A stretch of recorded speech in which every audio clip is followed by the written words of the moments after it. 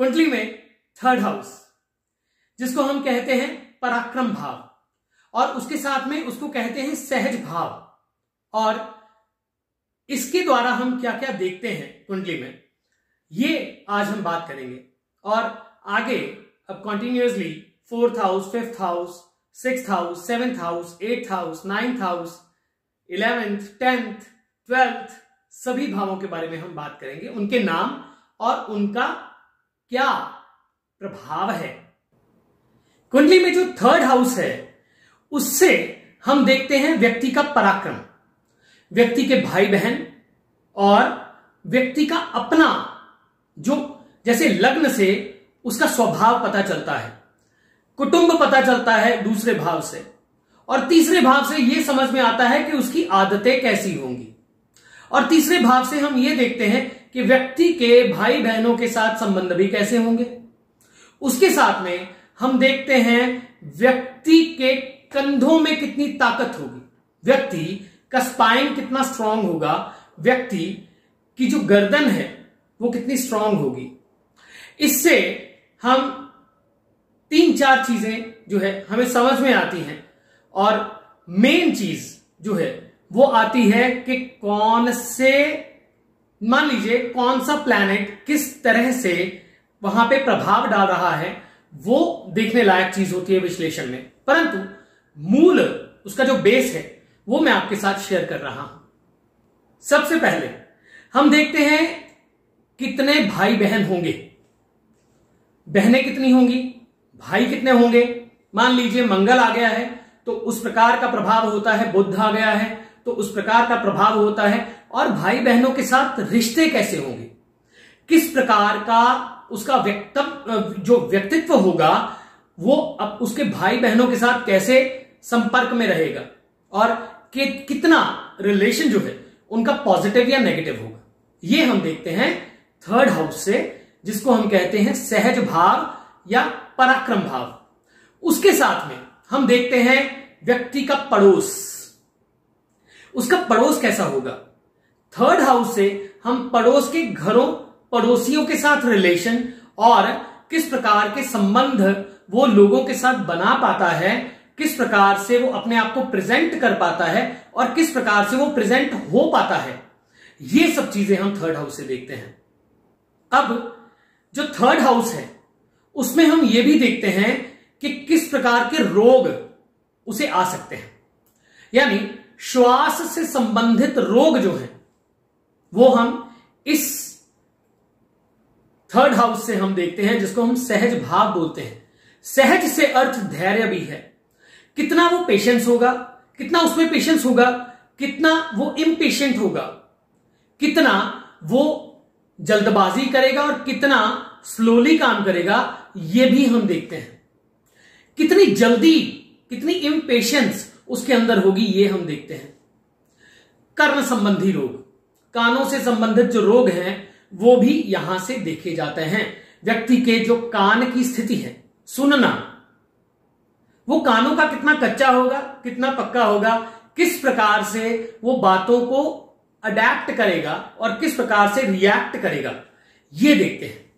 पराक्रम, पराक्रम का अर्थ है अपनी बात को दूसरों के समक्ष पूरे कॉन्फिडेंस के साथ रख पाना, और धैर्य का अर्थ है सही समय पे सही विचार से सही एक्शन करना। तो पराक्रम से सीधा एक्शन भी संबंधित है।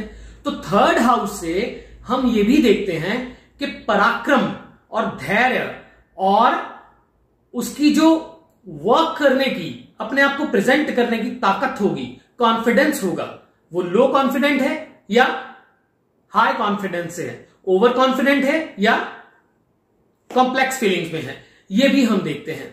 उसके साथ में थर्ड हाउस से हम कई बारी कुछ केसेस में माता की हेल्थ या माता की मृत्यु भी देखते हैं।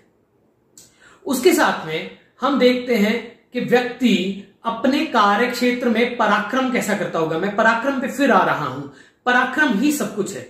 मैं आपके सामने बात कर रहा हूं, अगर मेरे सामने कॉन्फिडेंस नहीं होगा तो मैं आपको कैसे प्रेजेंट कर पाऊंगा अपने आप को। तो ये जो चीज है ये थर्ड हाउस से हम देखते हैं। Third house is very very very important in वैदिक एस्ट्रोलॉजी एंड इन जन्म कुंडली बर्थ चार्ट रीडिंग।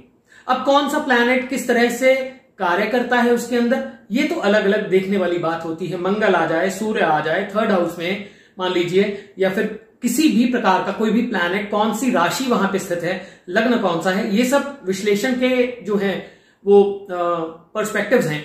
परंतु ये जो देखने वाली बात होती है कि व्यक्ति का मूल तत्व क्या होगा, मूल जो इंसान वो उसका व्यक्तित्व है वो कैसे अपने आप को सामने रख पाता है, ये सब थर्ड हाउस से देखने वाली बात होती है। बहनों को, भाइयों को हम यहां से देखते हैं, फिर दोबारा बता रहा हूं।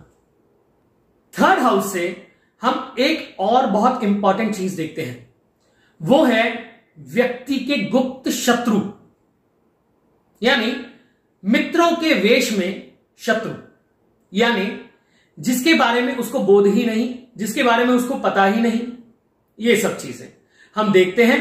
गुप्त शत्रु व्यक्ति के किस प्रकार के होंगे, कितने शक्तिशाली होंगे और कितने शक्तिहीन होंगे, और उसके साथ में वो अपने पराक्रम से गुप्त शत्रुओं को विजय कर पाता है कि नहीं कर पाता है। बुद्धि, क्योंकि यहां का जो मेन लॉर्ड है वो मिथुन है, मिथुन राशि जो है वो बुध की राशि है, तो बुध बुद्धि से सीधा संबंधित है। तो यह भी चीज देखने लायक होती है कि व्यक्ति जो है वो बुद्धि से, अपने पराक्रम से और उसके साथ में धैर्य से, इसमें तीनों चीजें, पराक्रम यानी zeal to do something and to achieve something, वो फायर, और उसके साथ में क्या देखते हैं, धैर्य, पेशेंस, और तीसरा बुद्धि। अब उसमें परिवार में जो लोग हैं, माता की मृत्यु, माता की हेल्थ भी यहां से कई बार देखते हैं, और रोग, गले से संबंधित रोग अगर व्यक्ति को हुए हैं, गले से नीचे यानी थायराइड ग्लैंड लगा लीजिए आप, कंधे हैं, सर्वाइकल, ऐसी सब चीजें, स्पाइन की प्रॉब्लम्स हम यहां से देखते हैं। तो थर्ड हाउस जो है उसके बारे में एक बार समाप्त करता हूं, फिर हम फोर्थ हाउस की तरफ चलेंगे नेक्स्ट वीडियो में। वो है माता की मृत्यु, कानों का कच्चा होना, किस प्रकार की बातें उसके कानों में पड़ती हैं और किस प्रकार से वो उन बातों को अडेप्ट करता है और रिएक्ट करता है, और उसके साथ में माता की हेल्थ, भाई और बहनों के साथ संबंध, कितने भाई होंगे, कितनी बहन होंगी, और किस प्रकार से कार्यान्वित करता है वो अपने कामों को, अपने जीवन में किस प्रकार से सहज रूप में वो जीता है, किस प्रकार की उसकी आदतें होंगी, कौन सी आदतें मुख्य रूप से उसके ऊपर हावी होंगी या फिर प्रभाव डालेंगी।